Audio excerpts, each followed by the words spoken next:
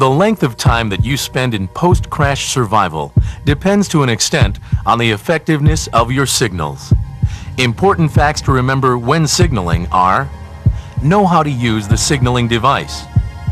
Have signals ready for quick use. Use them in a manner that doesn't jeopardize safety. Knowledge is the key to effective signaling.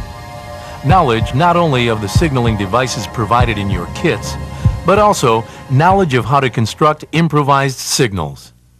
Most signaling devices have instructions posted on them. Read these instructions well in advance of actual equipment use, and, if possible, practice with your equipment. Signaling devices, for our general purpose, are divided into 4 different categories. Pyrotechnics, those that use fire or ballistics. Electronic, radios, electronic locator transmitter, or strobe light.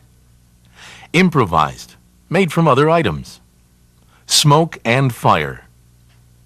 Pyrotechnics is a fancy way of describing flares. Flares that can be purchased on the open market are usually very effective. Since you may be dealing with fire and ballistics, personal safety is of the utmost importance. Flares are typically divided into 3 categories: smoke, fire, or ballistic. The effectiveness of the smoke-type flare is dependent on wind. High winds will cause the smoke to disperse. Foliage. This could trap the smoke in brush and trees. To combat problems with wind, keep the flare low to the ground and the wind to your back.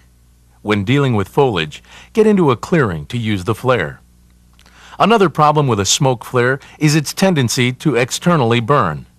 This is a problem found mainly with older flares. If you activate the flare and you notice flames coming out, either tap it lightly on the ground or douse it in water momentarily. When a fire-type flare is activated, it will burn a bright red flame that extends about 1 foot from the end of the flare and will burn for 8 seconds or more. When using, don't look directly into the flame as it may injure your retina. Keep the flare stationary.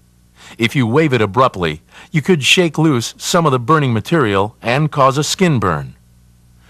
Another readily available type of flare is the ballistically launched flare, which can reach an altitude of 200 to 1,400 feet when launched.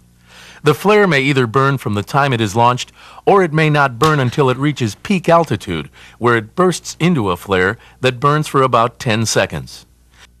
When using this type of flare, be very careful. When loading a flare into the launcher, always grasp it by the sides. Never pound a flare into the launcher. One of the biggest problems with this type of flare is misfires. If you try to launch a flare and nothing happens, pull down on the trigger mechanism once more. If at this point nothing happens, ensure that the flare is all the way down in the launcher. Try once more to launch the flare. If it does not work, use a new flare. Always keep flares and launcher pointed away from you and others. When firing this flare, take wind speed and direction into consideration. Try to position flares directly overhead. Never fire flares directly at any aircraft or rescue party. The electronic signaling devices found in survival kits and rafts could be the difference in your being a survivor for a few hours or for a few days. Knowing the proper procedures when using these signals will be the main factor in this difference. These devices can broadcast a signal over many miles, but if you don't know how to use them properly, they may be rendered ineffective. ELTs, emergency locator transmitters, may be located in 3 areas: in the aircraft, in the life raft, and in kits. The ELT located on the aircraft is the one that is probably most overlooked. This is an emergency radio transmitter that operates from its own power source on 121.5 megahertz and 243.0 megahertz. It aids in locating downed aircraft by radiating an audio tone 2 to 4 times per second. It should function automatically after a given jolt or impact, as would occur in an accident. The inspection of this ELT is often left up to the maintenance personnel. However, the ELT should be regularly checked by the pilot, either visually or audibly. To visually check the ELT, Select the test mode and check the indicator light. To audibly check the ELT, you must dial the aircraft radio to 121.5 MHz, place the ELT in the test mode, and listen for the swept tone. You are limited to 3 sweep tones, and it needs to be accomplished during the first 5 minutes of any hour. Additionally, it will also be a good idea to tune the radio to 121.5 MHz after hard landings to see if the ELT was accidentally activated. ELTs work in conjunction with the SARSAT, Search and Rescue Satellite System. When the ELT is activated after a forced landing, an omnidirectional swept tone will be broadcast on 121.5 MHz and received by orbiting satellites. The satellites will then relay the signal to a local user terminal. The LUT then processes and pinpoints the signal back to the source. This system can pinpoint your location within 10 nautical miles. A handheld aircraft transceiver is another item that can save your life. It gives you the advantage of two-way communication. When using transceivers, consider the following. Activated ELTs, aircraft or raft ELTs, will override the voice capability, especially when using 121.5 MHz. Line of sight. The signal can be blocked by obstacles, terrain, or foliage. Cone of silence. There is an area at the top of an antenna where a signal cannot be heard. Remember, when using an aircraft radio transmitter, turn off all working ELTs. If an aircraft is approaching and you are attempting to communicate with it, don't point the antenna directly at the aircraft, as this will put the aircraft in the cone of silence. Try transmitting on 2 frequencies. 121.5 MHz is the international distress frequency, and 243.0 MHz is the military guard frequency. If you're not sure of what type aircraft is approaching, try both frequencies to establish communication.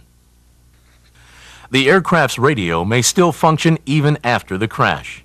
If you are able to get to it, try to see if it can be used, but make sure that you give enough time for the aircraft to cool and eliminate the chance of fire. The strobe light is an electronic device that emits a continuous flashing light. If used in a continuous mode, it will continually flash for about 9 hours.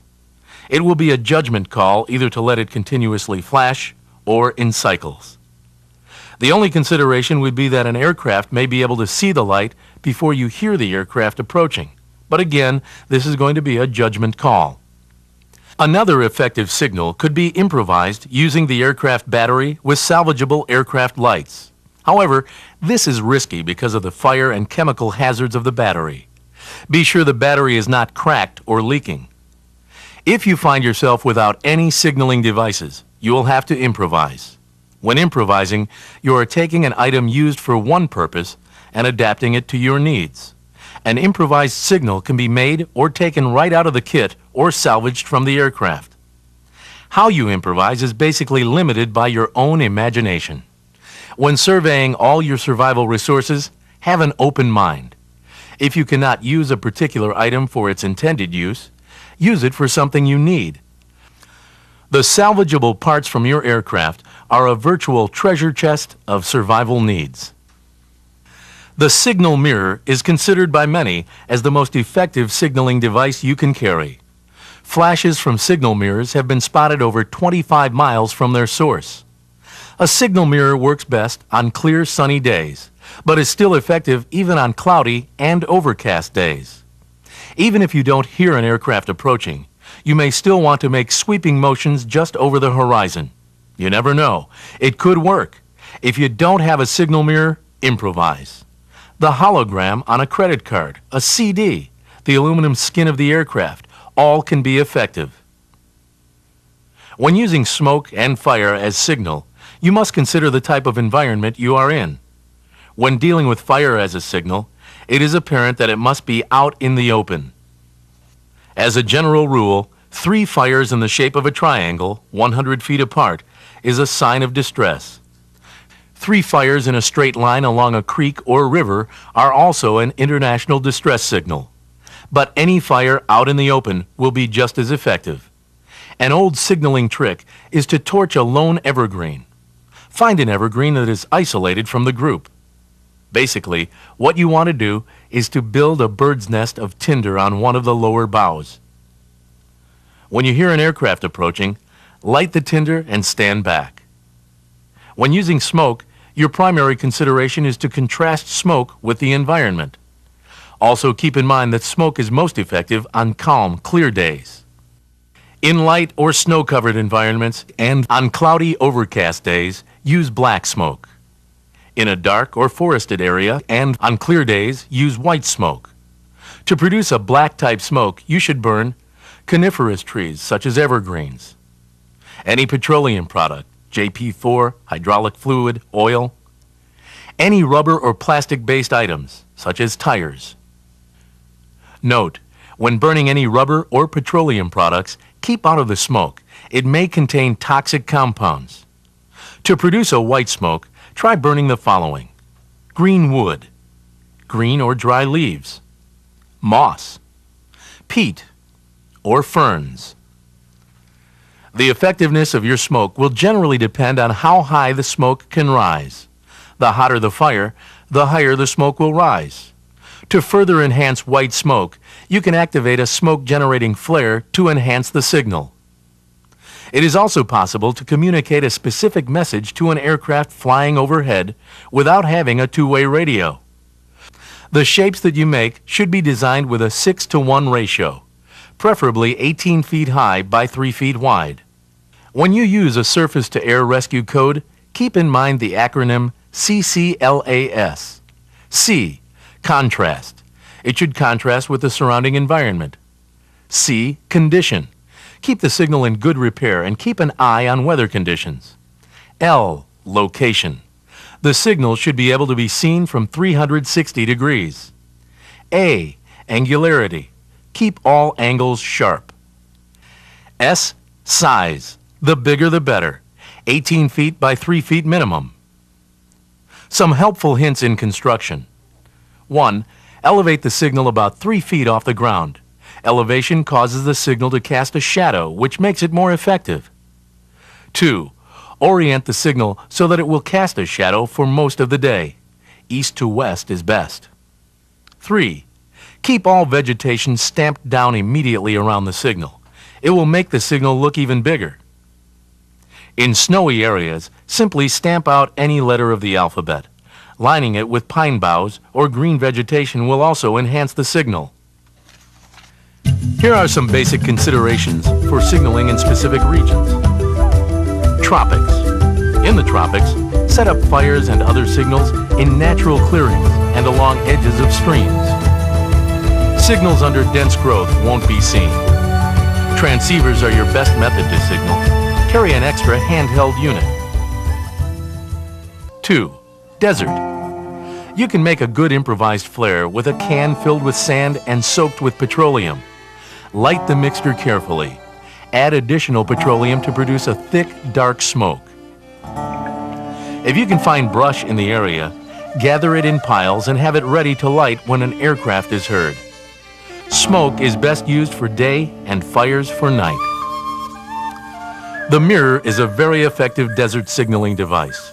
Practice with it. 3. C. Remember to get your ELT activated as soon as possible.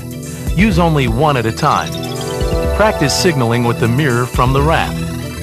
Some raft paddles are coated with a material that reflects searchlights and sunlight. Be sure you can find, identify, and use flares in the dark. Use sea dye markers only during the day. Don't use them during rough seas. In calm waters, they will remain conspicuous for up to 3 hours. At night, use any light source for a signal. Flashlights, chem lights, strobe lights, and LPU lights may attract attention. Signaling devices and techniques available for use are numerous. The key to using them effectively is to practice. Practice before you are in a survival situation, not following it. With a few resources and a good imagination, you can master signaling and expedite your own rescue.